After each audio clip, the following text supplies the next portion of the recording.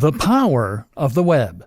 The internet can help you to live your dreams and to design the perfect lifestyle that will make you truly happy. Whether you have a small business that you want to turn into a big business, or whether you want to make money writing a blog on a topic you love, internet marketing can do that for you. As an internet marketer, you can make a truly passive income. That means earning a living by writing an amazing website once or creating a product once and then letting the income roll in forevermore. You can even do this as an affiliate marketer by selling someone else's product. As an internet marketer, you can earn a little money on the side, writing articles for other people. The only problem, most people have no idea where to begin with this. When I tell a lot of people that I make money online, the response is often to look at me perplexed. What do you sell? Well, nothing. Where does the money come from? I actually had to promise my grandma that what I was doing wasn't in any way illegal, because she found it so hard to understand that I can make money without leaving the house. My sister recently decided she no longer wanted to do her current job and said that she'd like to start online like me. She asked me how she could get started, what she needed to learn, and what a good resource would be for her to begin. And I was just kind of lost for words. Truth be told, there isn't a really great resource out there for people just getting started. Truth be told, there is a huge amount of misunderstanding regarding what internet marketing is, what it's capable of, and how you should get started with it. This is why you see so many businesses get it entirely wrong. Have you ever visited a business site only to see that it looks completely unprofessional and cluttered? Have you ever visited a brand's social media page to see that it hasn't been updated in months? Or that what is there is just uninspired and unlikely to convince anyone to buy from them? A lot of small businesses will recognize the power of the web to bring them money and customers, but they won't have any clue how to begin. Thus, they will often end up just hiring the first SEO, search engine optimization company they can find, and hoping blindly that the company will maintain its side of the bargain and actually help them get to the top of Google. Sometimes that happens. Other times, the company uses outdated, spammy techniques and the business goes bust. Either that, or the company does nothing much and the small business just wastes a lot of money. But how is a company to know whether their SEO agency is doing a good job when they don't really understand how SEO works? This training then is AdResource. This is a training that can take you from zero knowledge regarding the economy of the web, SEO, internet marketing, all that stuff, and bring you up to speed. You'll learn the technical skills to build a brand, promote it online, and create a marketing campaign. You'll also learn additional skills that can take you to the next level. Skills like design, website development, and videography. And you'll learn how to leverage all those skills, how to harness them, and how to use that to accomplish all kinds of amazing things. Yes, small business owners will gain the skills they need to be able to build their businesses online. But likewise, you can also take these skills and go freelance. You'll be able to make money on the side, or as a full-time career, by selling your newfound internet marketing skills. Or if you prefer, you can take those skills to create your own blog or YouTube channel. Then you can promote a cause that matters to you. You can become internet famous as a comedian or musician, or you can make a living writing about something that fascinates you. Either way, you'll learn the raw skills, and you'll be able to devise a marketing strategy that takes all of them into account with perfect synergy. The web can do incredible things for you. You just need to know how to work it. So let's figure that out together, shall we? The economy of the web.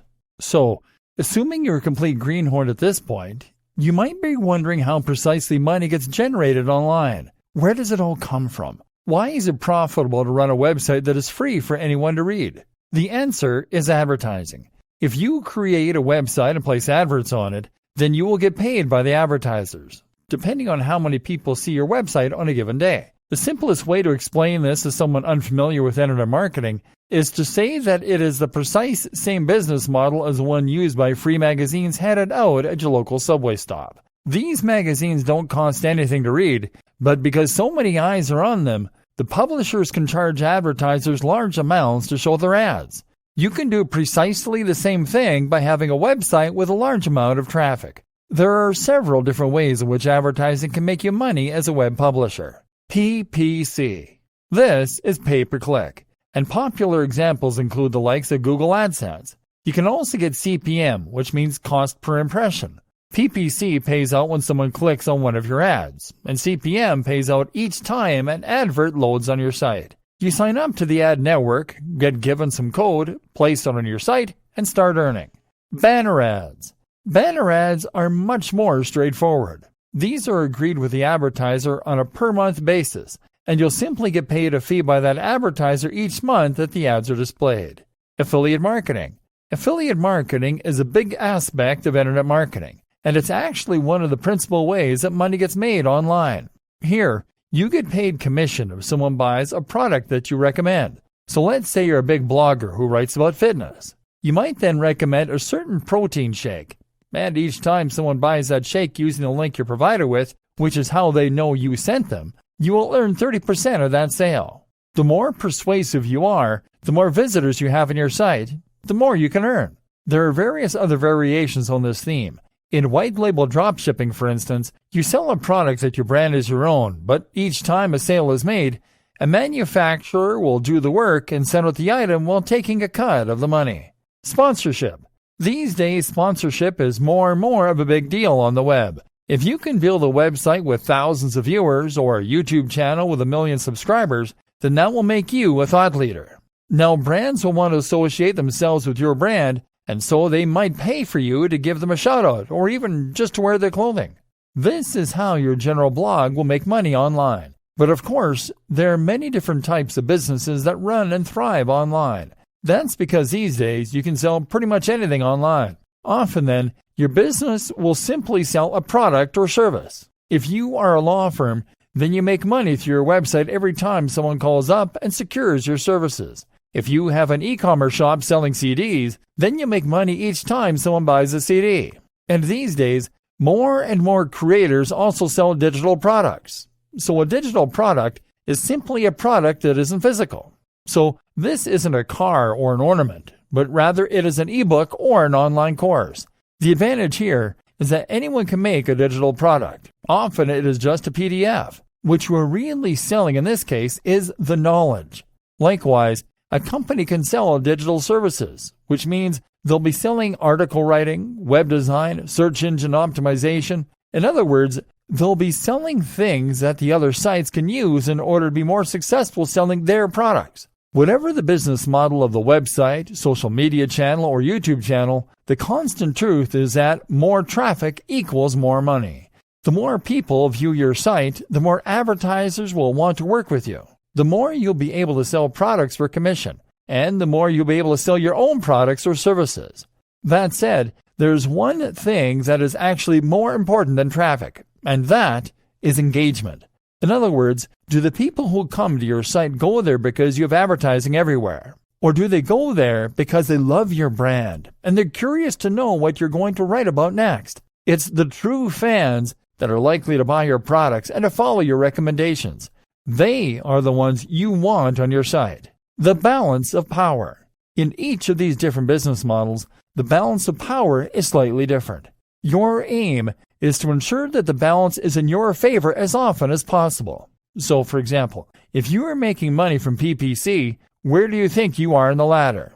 You're right at the bottom. Somewhere at the end of this long chain, someone is making a purchase. AdSense means that an advertiser is paying Google for each visitor, and Google is then giving you a percentage of that money. So not only do you have Google as a middleman, but you are also losing a customer, normally for only a few cents. That customer is then heading over to another website, where they are making the other company more money.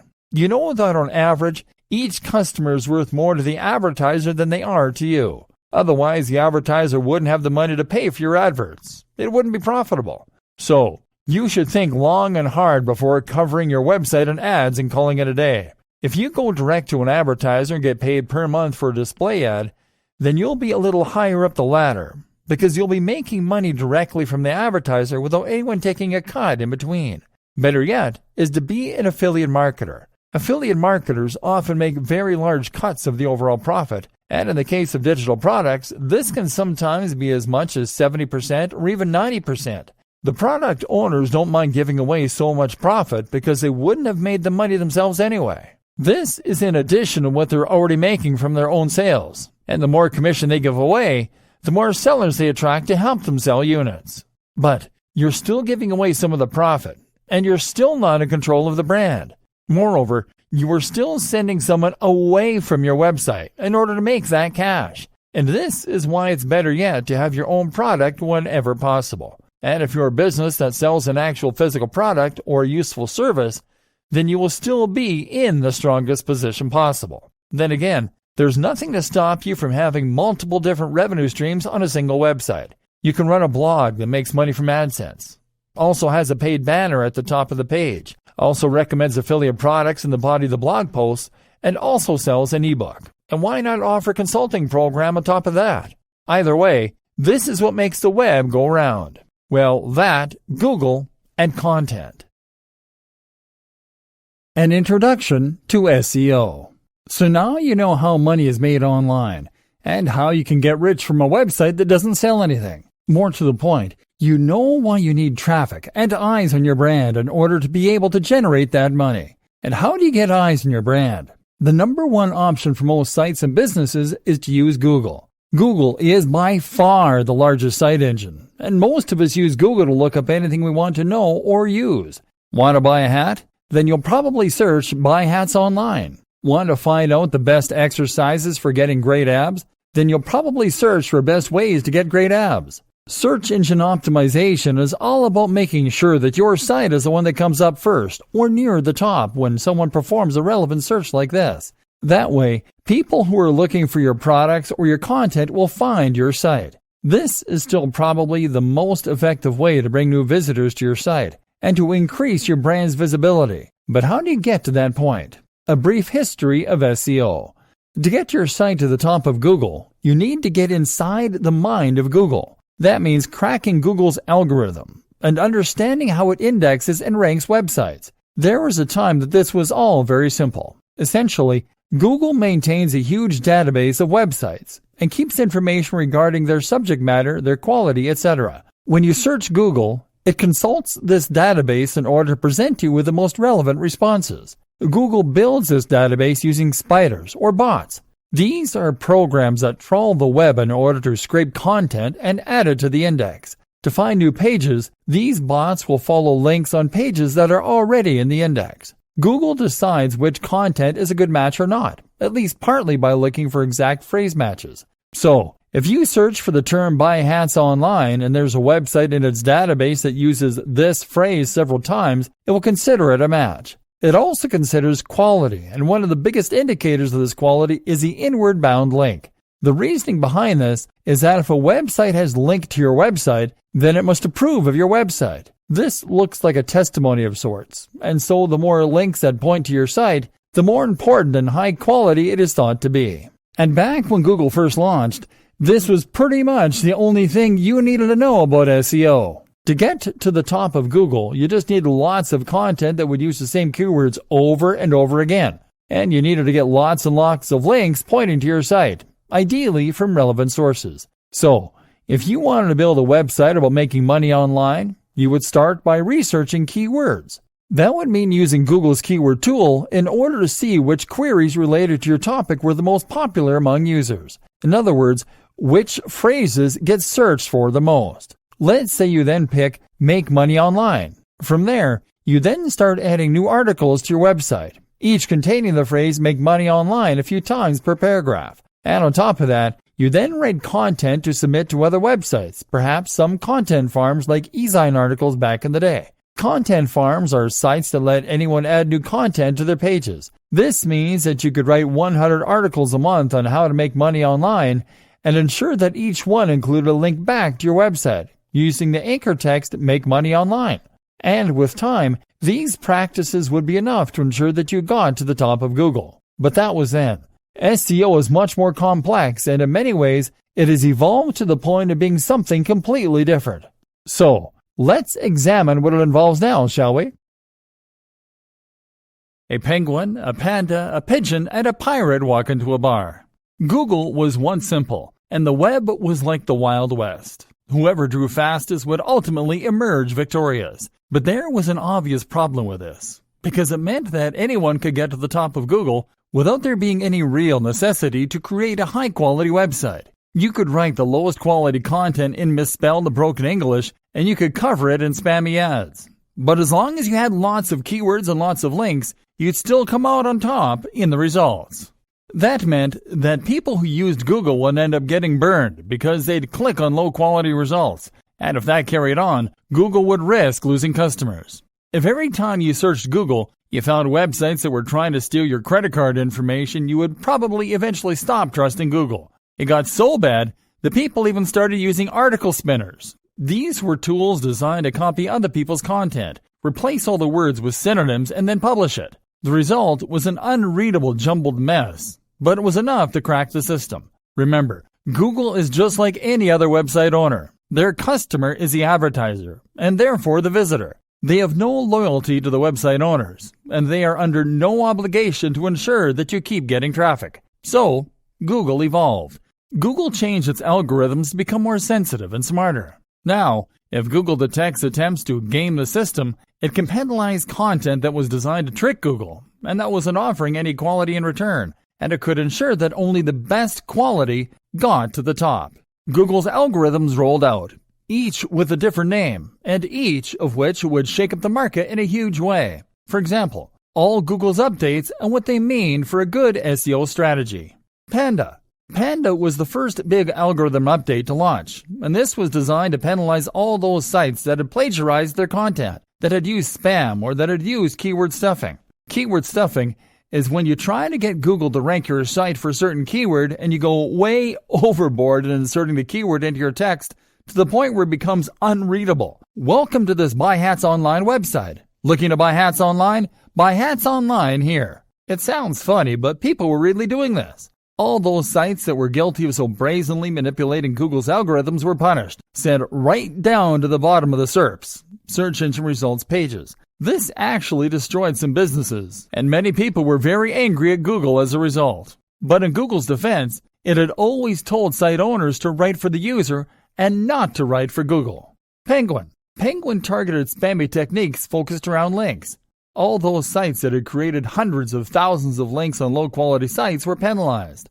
Fortunately, Google also presented a links disavow tool that site owners could use to disassociate themselves with low-quality links. Google emphasized the importance of quality links over quantities of links. In other words, if you get a link from the BBC, then it will be worth infinitely more than 1,000 links from e-zine articles, simply because anyone can get links from e-zine articles, and a link from the BBC is a genuinely impressive testimony. The best way to think of this now is as a game of degrees of separation. Certain sites have much more clout than others. A site with an edu domain or a gov will have a lot of authority and trust to begin with. Likewise, sites that come up in Google's news section also must carry a lot of influence. If you can get a link from one of those sites, then this could change your fortunes overnight. But failing that, you can try getting a link from a site that has a link from one of those sites. Failing that, get a link from a site that has a link from a site that has a link from a site that has lots of authority and trust. In other words, get as close to the most influential brands in your niche as possible to reap the major rewards. Pirate. Pirate focused on stolen content and copyright breaches. About time, too. In 2017, another update called Fred reinforced this by penalizing sites that were violating Google's webmaster guidelines. Affected sites were typically low-quality sites designed purely to bring in ad revenue. Pigeon. Pigeon is all about local search, and it basically makes the location that the search is being carried out in even more important. That's why one of the best strategies for a new SEO campaign today is to start local. Start by targeting Buy Hats Online Santa Monica, and only then branch out into other areas and more global searches. Another update in 2016 called Possum doubled down on this, with queries performed closer to a business being more likely to bring that business up as a result. Mobile. The mobile friendliness update was designed to make webmasters create sites that would be optimized for mobile. This meant they should load quickly, use a responsive design that would change shape depending on the size of the screen, use touch-friendly navigation elements. Speed optimizations became especially important, in fact, and this is something that Google is really pushing for right at the moment. It wants to ensure that users have the best possible experience from start to finish. So, if your site is filled with unnecessary plugins that just slow things down, then you should remove them. Google actually offers a site speed test and a mobile friendliness test, both of which can be run very easily through the browser. Test both these on your site to ensure that your page meets the new requirements, and you can avoid being penalized for not catering to what is now a significantly large portion of the overall audience. AMP.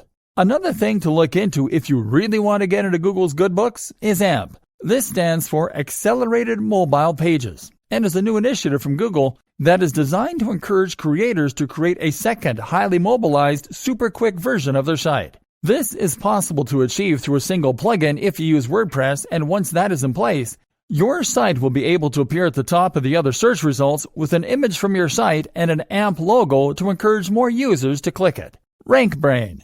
RankBrain was introduced in 2015 to help Google better match the intent of a query rather than looking for precise keyword matches. It is not so much an algorithm change as it is a specific tool that Google uses and that relies on machine learning in order to properly understand the content of websites and the precise meaning of search terms. Between this and Panda, keywords became far less straightforward. They're still important, yes, but now so too is using synonyms for those keywords, natural language surrounding the keyword, and using the exact key phrases subtly.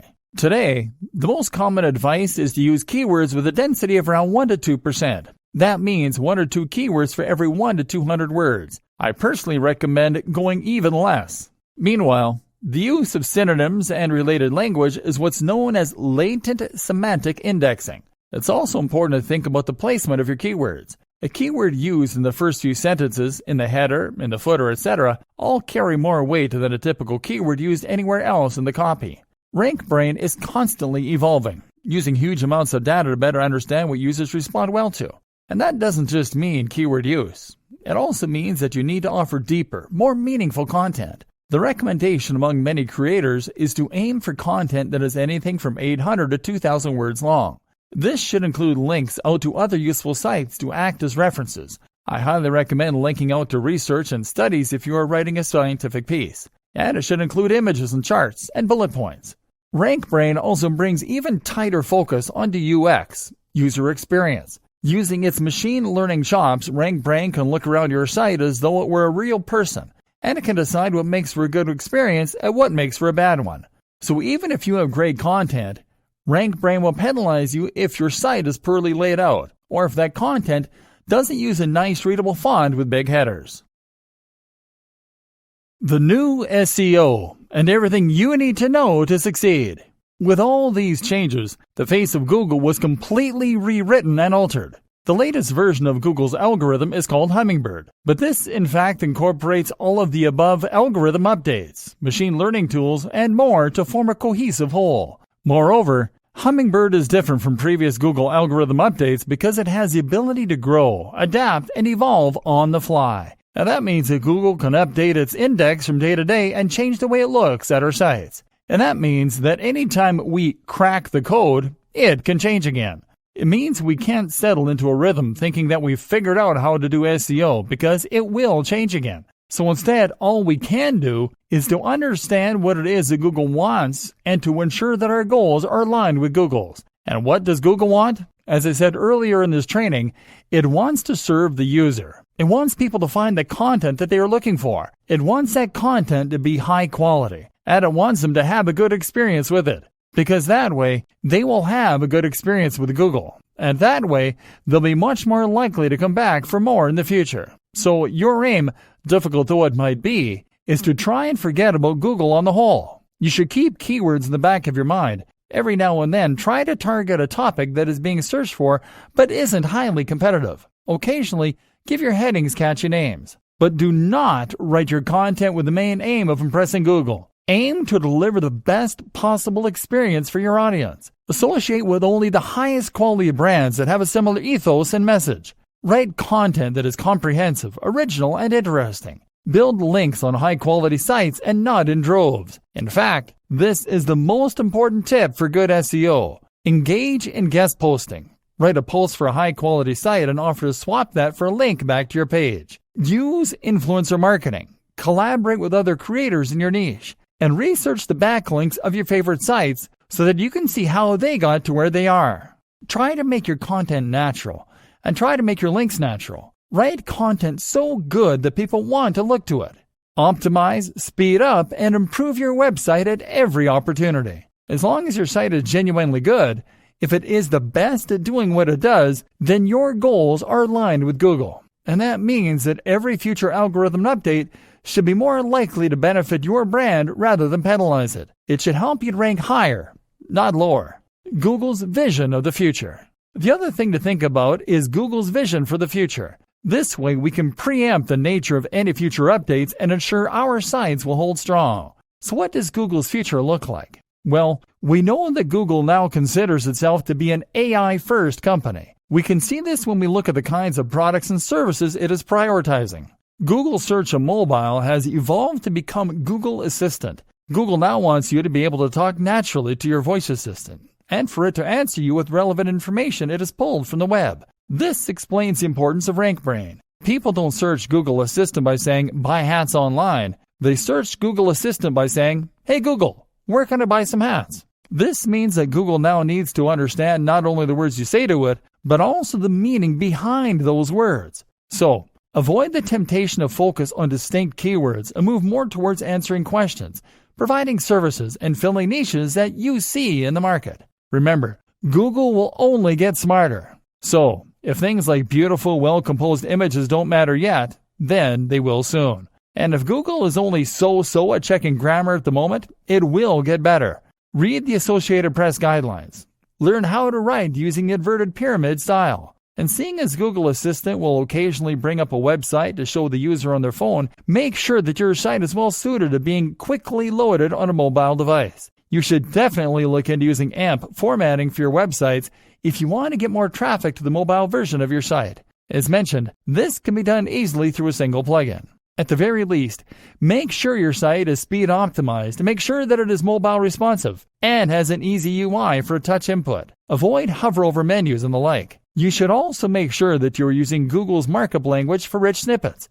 I'll lead you to research the specifics of how this works, but it basically means you're adding some additional HTML code to your site to tell spiders and robots what certain features of your content are. For example, if you are going to provide a recipe with ingredients, then you can use the markup language in order to highlight those ingredients. This is what allows Google to highlight this kind of information, along with review scores and the times of concerts and events. You'll see all this highlighted right on the SERPs, Search Engine Results pages, anytime that you do a search. And of course, this is very important for Google's Assistant's ability to answer you in natural English when you say, what time is a concert tomorrow? Content marketing.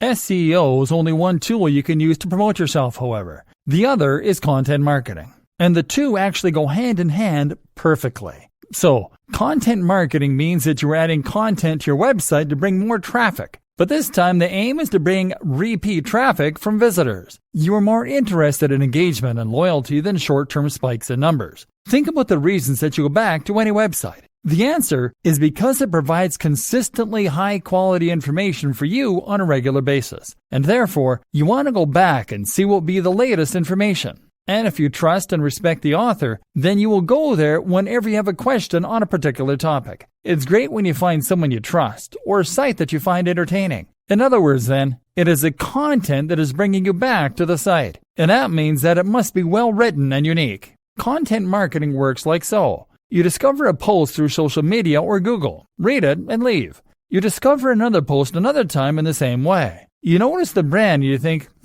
I quite like this site. It comes up again. You then decide to check it out the next time you have a related question. You then bookmark it and decide to check back regularly. You are now a fan. So, content marketing means writing consistently high quality and engaging content and then sharing it. It means using this process in order to build trust, authority, and relationships with your audience. And this is precisely what you also now need to do for effective SEO. So, it is all starting to come together. How to write great content. This is where so many people will go wrong though, as they simply don't know what it is that makes great content. So many people will decide to get into internet marketing by looking at which niches are most popular or most profitable. Maybe they pick fitness, or they pick dating, or they pick make money online. Never mind that they have no knowledge or interest in that topic. Then they set about either writing or commissioning the most generic posts they can possibly think of on these topics. How to get six-pack abs, 10 best push-up exercises, how to get a big chest, or 10 SEO mistakes you're making, how to get more visitors. They then share this content to social media, and then they wonder why people don't come flocking in. The simple fact of the matter, these articles are dull. People are in a hurry. You are not offering any value. These posts are a dime a dozen. We've seen hundreds of them before in our travels. Would you stop to read a title like that? And this is why I'm going to say something unpleasant to hear. If you don't have a genuine interest in the niche you're in, then there is no point being in that niche. Because in order to offer any value, you need to say new and exciting things. And to do that, you need to understand the topic completely. Instead of saying, how to get six-pack abs, then, you might say how cardio acceleration can help you to burn 900% more fat. That's actually a real thing, and a real statistic, by the way. It's 100 times more interesting than how to get abs. But if you write a post yourself and you're not interested or qualified when it comes to fitness, you won't have the inside knowledge or foresight to write articles like this. And if you hire a writer to write the topic, they'll just find a generic post online and rewrite the post. They aren't experts. And they don't truly care about your brand. They're just trying to get paid. Here are some more pointers to help you write better content. Storytelling is SEO for the human brain. We are naturally inclined to enjoy stories. We like stories because we have been listening to stories around campfires since the very beginning of our evolution. We've evolved listening to them. We also like stories because we can imagine ourselves in the shoes of the person in that story, and that gets us emotionally invested. If you're about to write a dull post, think about how you could restructure it to tell it like a story. We want information quickly. If your page is a dense block of text, then you are going to immediately drive away and lose your visitors. It's highly important that you avoid this by spacing your content out with lots of paragraphs and spacing it with big, bold headings. Your heading should technically tell the whole story. Big fonts are equally important here, especially on mobile. If your posts are just walls of text, then people will leave as soon as they land on your page. And this will be devastating because Google is now able to monitor bounce rates and identify when a visitor lands on your site and then very quickly leaves. Images. The images you use to decorate your content are incredibly important, and they can make a huge difference to your bounce rates, to your audience's enjoyment of your content, and much more. An image will immediately communicate the topic of your post, and if it is taken well, then it will help to increase the apparent production value of your site too. A big, beautiful image can convey an emotion and get people really excited to read your content. Plus, you can actually optimize your images for Google Images by using the right dimensions, 16 by 9, the right tags, and the right file names. It's possible to get some pretty great images for free from stock image websites, but you know what? By far the best strategy of all is to take the photos yourself. This way, you can not only create the most stunning and beautiful images, but also ensure that they perfectly fit the topic of your post and back up your points.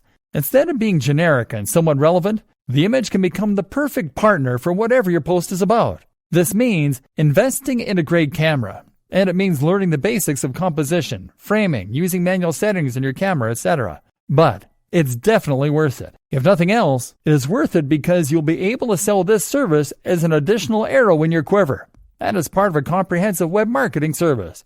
Content development should mean multimedia content development. Use the right headings. Another tip is to make sure that you always use the right headings. That means that you should make sure your articles are sound and as interesting and exciting as possible. It's interesting to look at clickbait as a source of inspiration here. Clickbait titles are the ones you see on social media sites that use cheap strategies to get you to click. These will use fake anticipation and mystery, for instance, to get you interested. What happens next will blow your mind. 5 weird tricks to lose belly fat. Number 3 will blow your mind. The omitted key piece of information sparks curiosity in the viewer, and they click the link. The unfortunate reality is that 9 times out of 10, clickbait offers nothing of value. It is just poor quality content, spam, or even a bunch of ads. Hence the terrible reputation that this approach now has. But you can learn from it. Put the emotional hook of your content right in the title. Keep the USP front and center. And then just make sure you actually deliver on that promise when your readers click through and find your content. The power of video for massive influence and engagement. My aim is to teach you to become an internet marketer so that you can promote your own website, or so that you can promote someone else's, so you can run a business, or so that you can create an SEO service. But I don't just want you to be an internet marketer. I want you to be a cut above the rest. And that means getting real. What do I mean by this? I mean that you need to stop doing all the bits that are easy to do at home on a computer, and to instead start getting involved in real business. This means that you need to go to those networking events I mentioned earlier. It likewise means you need to make videos. Get in front of the camera, learn to edit, invest in some good quality background music. Yes, it can be stressful, and it's something that might not come naturally to you. But if you can create high-quality video as well as high-quality content and SEO, then you will be leagues above most of the internet marketing gurus out there. Video can make all the difference to your marketing campaign. Firstly, that's because it is something that a lot of people can't easily do. If you have a good camera, if you know how to edit, if you can present yourself well on camera, then you immediately set yourself apart as a professional. Now you are someone to be listened to and trusted. On the other hand, if you are just running a website and filling it with articles and stock images, from the perspective of your audience, you could very well be a kid in your mom's basement. There's nothing wrong with that per se, but if you're trying to establish trust and authority, then a video will go a long way. Likewise, a great video is also a perfect tool for increasing the amount of engagement with your audience and building a stronger relationship. Trust me on this one. If you have a YouTube channel that is moderately successful, you'll build a much more loyal and engaged following than you would through a website alone. For many creators, this is the big change they need and can make a huge impact to their growth. That's because talking on film means they get to know you. They're more likely to watch all the way through because video is naturally more engaging, and you can convey more emotion with music, clips, animation, and more. So, don't be afraid of this step. It could be the crucial difference that defines your success going forward. Invest in a good camera and step in front of it. And as an aside, if you're selling a product on a landing page or promoting a business through a homepage, then adding an explainer video or persuasive sales video can make a massive difference. So many companies struggle with the single most basic and important job of any homepage, explaining precisely what it is that business does. I really have a pet peeve of landing on a business site and being told that it uses cloud-based solutions to provide synergistic process fixes through VAS and POS software systems. Showing off with clever words does not make sales. But having a video that plays automatically and explains clearly and concisely what the business does will. Social media marketing done correctly. Social media marketing is one of the hardest aspects of internet marketing for a new business to understand, but it's also the one that makes the biggest difference in many cases once it finally clicks. The aim of social media marketing is not only to get your articles seen by lots of people, but also to create a community around your brand. It is to talk directly to your audience and to get them to trust and like you. You need to make them think of you as a friend or as a trusted company that they can get behind and rely on. Your aim is to use social media as it is designed to be used as a communication tool. The problem is that so many internet marketers and small businesses see it instead as nothing but a podium for their marketing. They post things like, "Try our new product today," and "Find out why we're the best in the business," and wonder why engagement is low. Would you bother to follow a Twitter account if that was all it ever posted? Instead, you need to provide the audience with value, which means providing them with more of what they came to get from your website. You do this by sharing links and posts, but also by sharing images and tips. You need to demonstrate quickly to your audience that you are providing this value through your social media, and the best way I know to do this is to include a widget on your website showing a feed from your Twitter and Instagram accounts. That way, as soon as someone lands on your website, they will see the posts you've made, and they'll have easy access to a button so that they can instantly start to follow you. Selling the dream. Sharing tips, advice, and entertainment in these ways will often work. That is a very good way to bring more people to your site. But what can also work very well is to sell the dream. Because one of the most important things to recognize about marketing and about sales is that people don't buy based on logic. People buy based on emotion. People buy things that they want, and they buy things that they think are desirable, that they think other people want. People buy in a rush because they have a feeling that if they don't act quickly, they will lose the opportunity. This is something that a good persuasive writer can use well. And people often follow a brand or an individual on social media for similar reasons. For escapism, for vicarious living, to chase a feeling that they enjoy. This is why women on Instagram become rich and famous, posting images of themselves wearing nice clothes and going out partying. People can follow those creators on social media and feel as though they're partaking in that lifestyle. They can enjoy the way it makes them feel, and they can be inspired. Of course, this makes that person very good at selling clothes too. Likewise though, if you have a fitness brand, then you will likely want to promote that brand using social media by showing images that gel with the message you want to convey. You won't post images of you lying in front of the TV with a six-pack of beer resting on your gut. You'll post images of you running on the beach as the sun rises, or hitting the weights hard at 6 a.m. If you have a blog about earning money online, you'll post images of yourself in a suit, sitting at a computer or looking at code. You'll sell the dream and the value proposition. The value proposition is the emotional hook. This is the why that drives your business. Why do people follow you? How do they want you to make their lives better? And how can you communicate this better? Social media for communication. And like I said, social media is also a tool for communication. This is how you get people involved with your brand. It's how you get people interested in what you have to offer and make them feel you're listening. Like, if you have a problem with whatever they have bought, they can get in touch with you and you'll answer. That means you need to be interactive. So post regularly to your social media channels and ask questions. Run competitions and best of all, try out Facebook Live. Being able to talk directly to your followers is an immensely powerful thing and can massively increase engagement and trust. What's more is that right now Facebook, Instagram, and YouTube are all trying to promote their live features. So if you go live right now, your audience will be notified and lots of people will likely get involved. Now, you can ask them what kind of content they'd like to see from you, what kind of products. You can ask questions. You can share your genuine gratitude for their support. Another immensely powerful strategy is to find other online communities to take part in.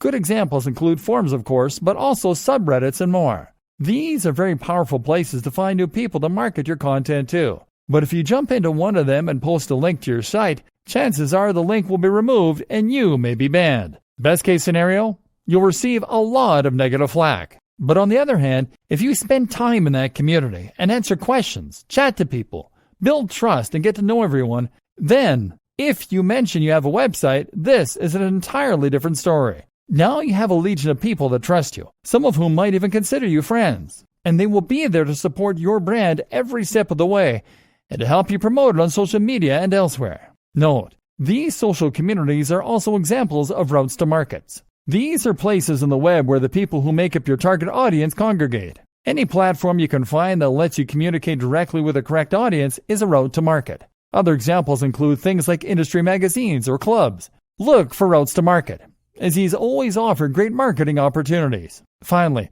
make sure that you are always answering any direct messages, comments on YouTube, comments in your posts on Facebook, etc. All this builds more trust, more loyalty, and more interest for your brand. Read the book 1000 True Fans, and you'll see why these relationships are worth cultivating. Branding and building a brilliant website.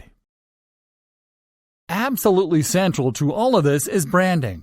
In today's environment, having a brand for your website or business is the most valuable thing you can do to ensure engagement and to build success. And it ties in with just about everything we've said so far up to this point.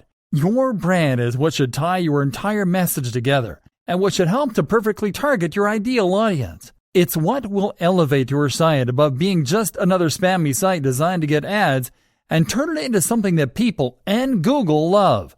Google came out several years ago now and said that it would support brands more in the future. A lot of people reacted badly to this news, seeing it as an attack on the little guy. The assumption was that Google would now be a big fan of sites like Coca-Cola and not care about smaller, unknown creators. That's not the point at all. Small brands are fine. Personal brands are fine. Brands that use your name. What's not fine is calling your website something like ways-to-gain-abs.com. That's not a brand. That's a keyword. That's you making it abundantly clear to Google and your prospective visitors that you don't care about the quality of your work. You don't have professional pride. You have a tool for making money. A brand goes in hand with professional pride because it shows that you are keen to create something that people will remember and that you want to be associated with the work you do. If you build a brand, then you have a message and you have accountability. Think about it. All of the top websites that you visit currently have a strong brand. They likely have a great logo, their own style, a strong design language throughout their website. They know what they are, and they know who they're for. And this comes across in the quality of their layout, in the cohesion across their social media, all with the same username, the same logo, and the same ethos, and in the little touches like their video's background music and their bottom thirds. This is what makes something memorable and professional, and this is what you need to do as well. How do you create a brand? Creating a brand doesn't mean creating a logo. A logo is just one aspect of a brand, and it's not what comes first. What comes first is a mission statement. A mission statement is a phrase belonging to a business that says what it's all about. This should explain what, how, and why. What do you make, sell, or do? How do you do it differently? Why do you do it? I highly recommend watching Simon Sinek's excellent TED Talk on the Golden Circle at this point. It's called How Great Leaders Inspire Action. Most companies will think about the what. We make hats. We design websites. We provide legal advice. Many will think about the how. We use the best materials. We outsource to China. We resell, but with a value add. But the why is what matters most.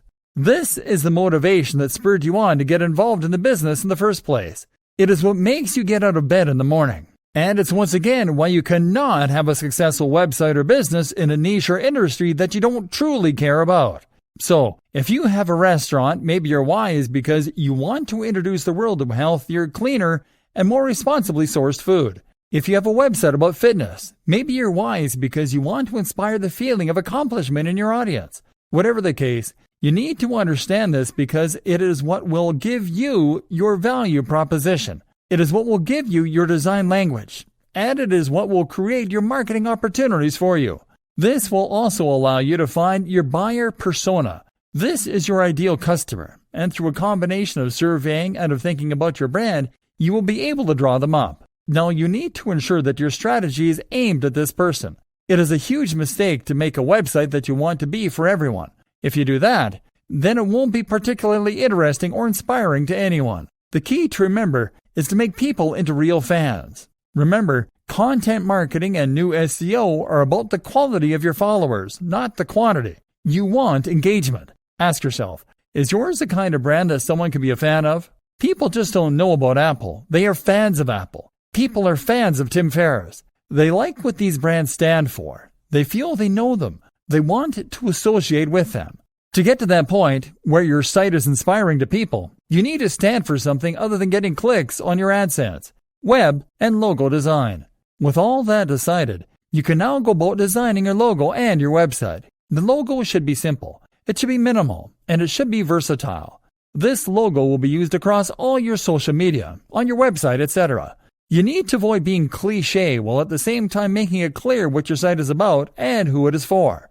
In an ideal world, the combination of your logo and company name should be enough on their own in order to let the right people know that your brand is for them. If you're struggling for ideas, try making a mood board. This is a collage made up of images, logos, site designs, and more that you like the looks of. Looking at these can help a lot to give you a kind of direction for your brand. If you put them all together on the page, you can then start to get ideas for unique ways of combining them, and that will give you ideas for your own design. Actually, build the logo using Adobe Illustrator. This creates vector files, which are files that can be resized to any degree without losing any of their quality, and which can be edited as well. JPEGs, PNGs, and GIFs are not portable or flexible enough for your uses. So that is another thing I want you to learn. I want you to learn to use Illustrator and to make good designs. Like videography and photography, this is a skill that will elevate you above spammer and into content developer. That's when you start to become highly in demand. WordPress. Finally, the website itself should be built using WordPress. This is a free tool used by over a quarter of the websites on the net, including many of the biggest brands. It is highly customizable. There is massive community support, and it is completely free. You can install new plugins with a single click to add more functionality, and you can install new themes in just the same way too. And by doing all these things, you'll be able to make sure your site meets all of the requirements we've learned about over the course of this training. That means being able to implement AMP, Accelerated Mobile Pages, with a single plugin, for instance. Being able to install a theme and know your site will have a responsive, mobile-friendly layout, or being able to apply ad semantic markups. Using WordPress means using a tried and tested tool that has helped countless others to become highly successful. There's no good reason to introduce more elements of confusion into the mix, or to make life harder for yourself by using a tool with less support that requires you to implement these features yourself. Your strategy. We've covered an awful lot here, but we still haven't covered everything. Not by a long shot. We haven't even touched on email marketing, for instance. Nor have we discussed how to go about conquering YouTube. We haven't really dived into good grammar, etc. for your blog posts. But this is about the bigger picture. This is about strategy. I hope you've learned enough to now understand how internet marketing works and what you need to do. It's about having a solid brand, one that people can get behind and feel excited for. It's about having a great logo, a modern web design, and content that is unique and exciting. If you can do all of that, then you can create a brand that will inspire and create true fans and that Google will like too. It's about expanding your own skills to create wonderful multimedia content and branding. It's about being able to make videos, to understand the psychology of persuasive writing, to sell the dream through your social media. Develop your skills. Don't be afraid to step in front of the camera or to network in person to find those opportunities for collaboration. Be a real professional who is proud of your work. And the rest is just implementing a regular, steady stream of high-quality content with subtle use of keywords and LSI. It is a matter of getting guest posts on the highest quality websites. It's a matter of sharing your content on social media. That is how you create a cohesive internet marketing strategy.